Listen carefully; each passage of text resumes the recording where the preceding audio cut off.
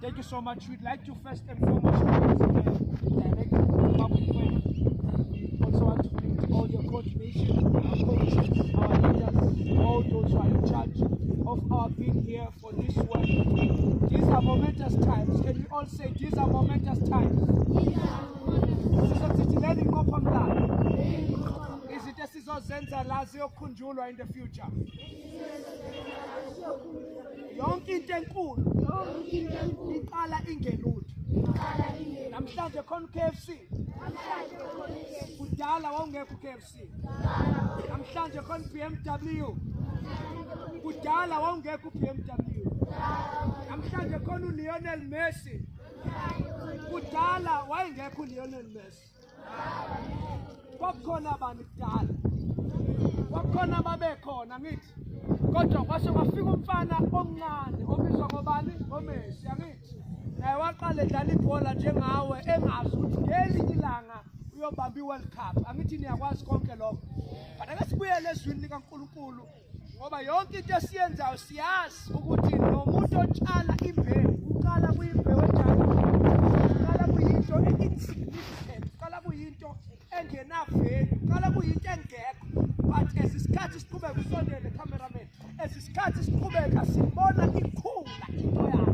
Ngoba bonke abantu abenza izinto ezinkulu namhlanje baqala benge yaqala ingekho into yabo, yaqala ingasupport. Niyabona akho umuntu nala, abekho ama-sponsors, akho ngisho SABC, akho lutho. Ngoba yonke into mizoba nkulu iqala injani? Iqala ingasupportwa ukuthi ngoba akekho ibonayo mufaka imbewu emhlabathini. Akekho umuntu ozoyicelebrate, akekho nozayo ozoyithelela ngoba wena oyitshalayo wazi ukuthi ngelinye ilanga izokhula ibe yihlahla esingakanani. Njalo bafowethu ngoba konke lokuhlakanipha esinakho sikuthola kule ncwadi. Asizokusithi sikuthola kule ncwadi. Abafunda le ncwadi bayahlakanipha. Abafunda le ncwadi ababhayisiseki. Abafunda le ncwadi bayazi ukuthi umuntu omdala uyahlonishwa. Abafunda le ncwadi esikoleni bayaphasa. Wena isihloko esizokhuluma ngaso namhlanje sithi ungabi nabangani ababhedayo. Isho ethi ungabi nabangani ababhedayo. Isho ethi sitshele emhlabeni uyakudinga ukuzitshela ngoba ungayitsheni wena akekho ozokutshela.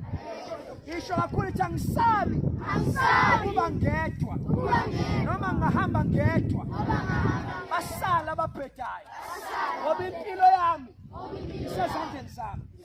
5 minutes enginawo ngiyaqala kubafani omunye umuntu usubahlala empini kuzophakade ngoba izwe elingemamkele ngokuba lingamboni futhi lingamasondela mfethu. Nina niyamazi yena lokhu uhlala nani uyakuba kini. Lithi angikunishiya izintandane kodwa ngiyakubuya ngize kini kungesikhathi eside. Izwe ngeke lisangibona kepha nina niyangibona ngokuba ngiyaphila nani niza kuphila.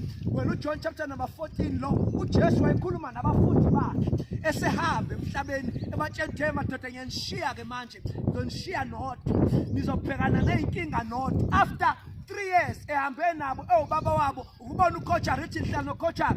Manilambile ngithi nitsheni uCoachara. Manifuna ukudla ngithi nitsheni uCoachara. Umushoda ngamakhokho ngithi utsheni uCoachara. noJesu naye waye nabafundi ngabantu abanjengalo babangela yini isibhe. Bafuna ukudlala ibhola bahlupha uCoachara. So uJesu ke waye uCoachara wabafundi bafundisa yonke into. Ngelinye ilanga ke kwathiwa ke uCoachara uyahamba. Asesomsithi uCoachara uyahamba. Wase abatshela uCoachara ukuthi ngeke abashiye bodwa kodwa uzobashiya nolwazi, uzobashiya ne-wisdom. Ngoba yonke into uCoachara ayenzayo usuke eplanta kuwena i-wisdom yokuthi ibhola likhahlelwa kanjani ukuze masulikhahlela FNB noma emabhida wonke umuntu abone ukuthi leya ngane leya yatrainwa uCoachara. So lithi iBhayibheli lami usehamba uJesu washiya nalawo mazwi ukuthi ke ngishiya madoda kodwa ngishiya nodwa ngishiya nomoya ingcwele, the spirit of God, the spirit of excellence. Ngoba mawumfana you need to have excellence. Asisokuthi excellence. Excellence is something that will set you apart. Ubonakala ukuthi masengena wena uba igama lakho mangena urelate accountini kuthi wangena urelate sekuzoshuba ngoba ibhola akalikhahleli njengawo akakhahleli ibhola for the sake of ukulikhahlela. Uma likhahlela ibhola une strategy, I have an analytical mind. Ibhola ikhohlela indlela yamanje izofika kanjani indlela yamanje because I have foresight. Sean, I have foresight. Uma ngicabanga let go. Kana siphakamise izandla nje bahleli phansi. iBhayibheli lithi sothola umoya ingcwele. Ungamsasho lutho manje lalela. Lithi umoya ingcwele uzongena kuthina asikuhlakaniphi. Nonke njengoba nila nabantu abamnyama ngithi ngiyazi emhlabeni umuntu omnyama akafuni. Yonke indawo la uzoyakhona uzoya ngisho eChina naseJapan naseIndia uzobona they will treat you differently. But ngoba wena ukhamba eSouth Africa asakutshena khona mfana wami ukuthi umnyama akekho umuntu ohlakaniphe njengawo, akekho umuntu ogifted njengawo. It doesn't matter ukuthi ukhamkaphi, you are very dangerous. And once you become one with the Holy Spirit, umoya ingcwele ugogo wakho lapha ekhaya, umoya ingcwele ucoachara, umoya ingcwele uwisdom ozoyidinga endleleni yakho. Phinda ithi isihloko sanamhlanje sithi ungabi nabangane ababhedayo, sithande, sitshele, hleleka. Ithi I decree and I declare success over my life. I was not born to be a failure, but I was born for great things. Angeke ngihluleke njengobhuti wami, angeke ngipheme intsango, angeke ngiphuze utshwala. Umzimba wami awudalelwanga ukuthi upheme intsango. Umzimba wami ufakwe into kaNkulunkulu. I was born for nothing but excellence. Ngidalelwe impumelelo. Igama lami elihle kho kumakhelwane lithi igama lami elihle impumelelo. Ungabisangibiza ngelinye igama.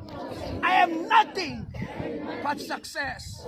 In the name of Jesus, I declare it right now over my life that I shall be successful and I shall become a father and I will become a legend, and nations and generations shall remember me. Which I started nowhere. I was irrecognizable, but I became the star of my life, the champion of my lifetime, and I shall be remembered through the ages. In the name of Jesus, I have said it. So be it. Amen. Amen. God bless.